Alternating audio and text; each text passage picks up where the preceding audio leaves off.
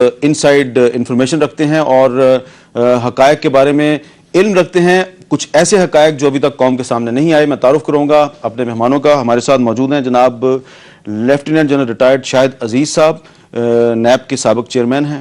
ان کے ساتھ ہیں جناب مخدوم سید فیصل صالح حیات صاحب، جو کہ سابق وفاقی وزیر داخلہ ہیں اور اس وقت مسلم لیگ کاف کے پارلیمانی لیڈر ہیں قومی اسمبلی میں۔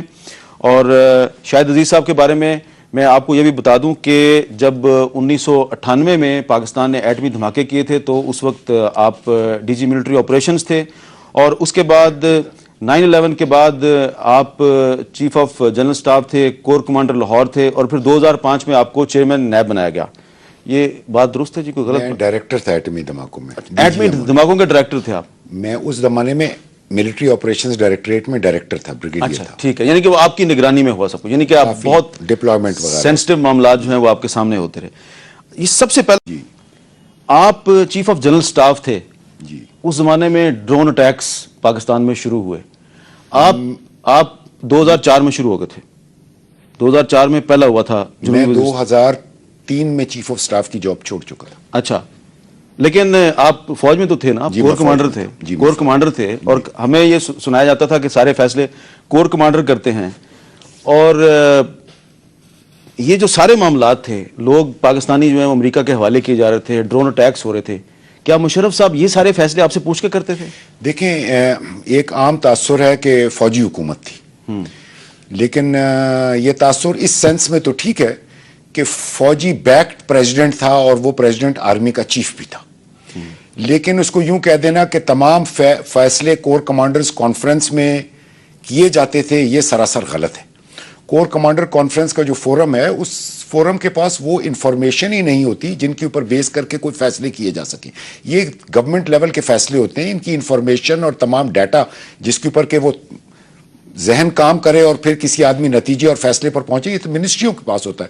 کور کمانڈروں کے پاس تو اخبار اور رسالہ اور ٹی وی سے جو کچھ وہ دیکھتے ہیں وہ سمجھ کر وہ کور کمانڈر کانفرنس میں آ جاتے تھے۔ اور فوج میں ایک طریقہ ہے، ایک فوج کے کام کرنے کا طریقہ ہے جو میدان جنگ کے لیے بنایا گیا ہے، اور وہی طریقہ فوج میں چلتا ہے، اور اللہ کا شکر ہے کہ وہی طریقہ چلتا ہے، ورنہ تو فوج میں بہت کنفیوژن ہو۔ وہ جب بھی کوئی ایشو ڈسکشن کے لیے آتا ہے، تمام لوگ اس پر اپنا اوپینین دیتے ہیں۔ پریزیڈنٹ ان سے پوچھتے تھے، کئی دفعہ اگر اوپینین میں بہت ڈفرینس ہو تو وہ لوگوں سے شو آف ہینڈ بھی کہتے تھے کہ آپ لوگ اس کو سپورٹ کرتے نہیں سپورٹ کرتے۔ کچھ لوگ ایموشنل قسم کی حد تک وہ اس کو اپوز کر رہے ہوتے تھے، کچھ لوگ سپورٹ کر رہے ہوتے تھے۔ اینڈ میں ڈیسیشن کیا ہوتا ہے؟ وہ پریزیڈنٹ کا ڈیسیشن ہوتا ہے، اور وہ کیونکہ نیشنل لیول کے ڈیسیشن ہوتے تھے اس لیے وہ ڈیسیشن وہاں پہ اناؤنس نہیں کرتے تھے۔ کیا پاکستان میں کچھ ایئر بیسز امریکہ کو دینے کا جو فیصلہ تھا، آپ نے اس کی حمایت کی تھی؟ یہ فیصلہ اس طرح ہوا نہیں کہ کوئی اس کی حمایت کرتا۔ پوچھا ہی نہیں آپ سے کسی نے؟ نہیں، ایک دفعہ پریزیڈنٹ آئے تھے، وہ کور کمانڈر کانفرنس نہیں تھی، لیکن وہاں پر جب وہ کبھی آتے تھے جی ایچ کیو میں، اور کم ہوتا تھا کیونکہ وہ اتنے کاموں میں مشغول ہوتے تھے، تو وہ وہاں پر vice chief, C G S, D G M O, D G M I, کبھی کبھی D G I S P R بھی بیٹھے ہوتے تھے، اور ایم او کے کچھ اور آفیسرز جو پریزنٹیشن وغیرہ کے سلسلے میں وہاں ہوتے تھے۔ اس فورم میں یہ بات ہوئی تھی۔ پریزیڈنٹ نے کہا کہ امریکہ ریکویسٹ کر رہا ہے کہ ہمیں جیکب آباد ایئر فیلڈ پر کوئی فیسلٹی پرووائڈ کر دی جائے کہ اگر ہمارا کوئی جہاز ہٹ ہو جائے تو پائلٹ کی جان بچانے کے لیے اس کو وہاں ٹچ ڈاؤن کی اجازت دی جائے۔ تو جتنے لوگ بیٹھے تھے سب نے اس کو اپوز کیا کہ پریزیڈنٹ نے شروع میں کمٹمنٹ دی تھی کہ پاکستان اس جنگ میں ٹوٹلی نیوٹرل رہے گا۔ اسی بات پر لوگ آمادہ ہوئے تھے اس جنگ میں، جو کچھ بھی ہو رہا تھا اس سلسلے میں۔ تو جب پریزیڈنٹ کو کافی اپوزیشن ملی تو پریزیڈنٹ نے کہا کہ میں امریکہ کو اس چیز کی کمٹمنٹ دے چکا ہوں۔ جن لوگوں نے اپوز کیا ان میں آپ بھی شامل تھے؟ ہاں، ہم 4-5 لوگ جو وہاں بیٹھے تھے، سب نے کہا کہ یہ تو بڑا گڑبڑ ہو جائے گا اگر امریکن جہاز پاکستان کی ایئرپورٹ پہ اتریں گے اور یہاں سے اڑیں گے۔ تو وہ پریزیڈنٹ نے کہا کہ میں صرف ہیومینیٹیرین گراؤنڈز پہ یہ اجازت دے رہا ہوں، اور یہ میں ان کو اجازت دے چکا ہوں۔ پھر کچھ عرصے بعد ہمیں بتایا گیا کہ پریزیڈنٹ ہاؤس سے احکامات آئے کہ وہ جیکب آباد ایئرپورٹ کی سیکیورٹی کے لیے ٹروپس بھیج دیں۔ ہم نے جب ٹروپس وہاں بھیجے تو ٹروپس نے ہمیں یہ رپورٹ دی، وہ کوئٹہ سے ٹروپس بھیجے گئے تھے۔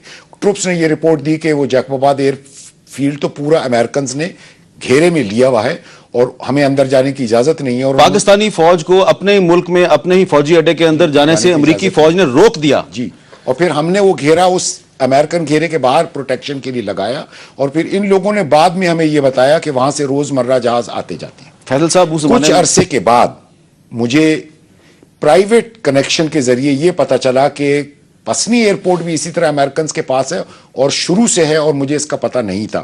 اور وہ ایک ایئر فورس کے افسر تھے جی ایک ایئر فورس کے افسر نے بتایا جو پسنی پہ لیازون افسر تھا, اور اس نے کہا ایک پی ایف کا لیازون افسر جیکب آباد میں بھی ہے اور ہم دونوں آپس میں وزٹس بھی ایکسچینج کرتے ہیں. شاہد عزیز صاحب, آپ نے مئی 2007 میں چیئرمین نیب کے عہدے سے استعفیٰ دے دیا تھا اور آپ کا استعفیٰ جولائی میں جا کے ایکسیپٹ ہوا. آپ نے استعفیٰ کیوں دیا؟ نہیں, مئی میں ٹیکنیکلی تو میں نے چھٹی کے لیے اپلائی کیا تھا 2 مہینے کی, اور پھر 4 جولائی سے میری استعفیٰ کی ڈیٹ ایکسیپٹ ہوئی. میں نے استعفیٰ اس لیے دیا کہ میرے اوپر کافی زور تھا کہ بے نظیر کے میں کیسز بند کر دوں, خاص کر اسپین والا کیس ابتدا وہاں سے ہو رہی تھی, اور مجھے یہ کہا گیا کہ یہ بڑا نیشنلی امپورٹنٹ ایشو ہے, اس میں فارن کنٹریز بھی انوالوڈ ہیں اور ملک کی سالمیت اور فیوچر کے لیے یہ بہت ضروری ہے, اور اس چیز کا فیصلہ ہو چکا ہے, تم اس کو روکنے والے کوئی نہیں ہوتے اور یہ چیز ہونی ہے. اور مجھے طارق عزیز صاحب نے کہا تھا کہ یہ president has decided that eventually at the end of the whole discussion, کیونکہ یہ تقریباً جنوری فروری سے یہ مسئلے چل رہے تھے, تو انہوں نے مجھے کہا he has closed the case and now you have to make it happen. تو میں نے کہا میں تو اس کو نہیں کر سکتا کلوز. تو کہنے لگے پھر کوئی طریقہ بتاؤ کہ یہ کلوز ہو سکتا ہو. میں نے کہا اس کا پھر طریقہ یہی ہے کہ میں دفتر سے ہٹ جاتا ہوں اور آپ اس کو کلوز کرا لیں. تو انہوں نے پھر کچھ دیر کے بعد مجھے ٹیلی فون کیا اور انہوں نے مجھے کہا کہ ٹھیک ہے, ہم لوگوں نے مل کے اس پہ غور کیا ہے اور ہمارا فیصلہ یہی ہے کہ بہتر پھر یہی ہوگا کہ اگر آپ کے پاس اور کوئی راستہ نہیں ہے تو آپ استعفیٰ دے دیں. اور انہوں نے مجھے ساتھ کہا کہ اگر 2 مہینے کی آپ چھٹی لے لیں, کیونکہ اس وقت ملک میں ذرا حالات تنگ تھے, چیف جسٹس کا ایشو چل رہا تھا اور کافی ملک میں اس وقت گڑبڑ تھے حالات.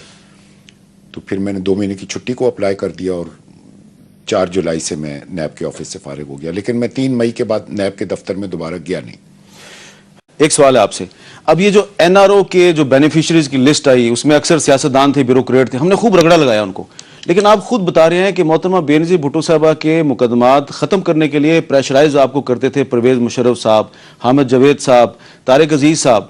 تو ان سے بھی پوچھنا چاہیے کسی کو کہ آپ لوگ کون تھے کہ اپنے سیاسی فائدے کے لیے آپ نے کہا یہ سارے کیس بند کر دو. ان سے پوچھ گچھ ہونی چاہیے, پوچھ گچھ ہونی چاہیے. تو آپ کورٹ میں جا کے آپ بتائیں گے کہ مجھے یہ فون کرتے تھے سارے؟ میں نے بتا دیا, اس سے بڑا کورٹ کیا, ساری عوام سن رہی ہے, میں تو کہہ چکا ہوں آلریڈی. اچھا, میں اپنے ایویڈنس سے تو نہیں پھر رہا. میں یہ ایک اور بھی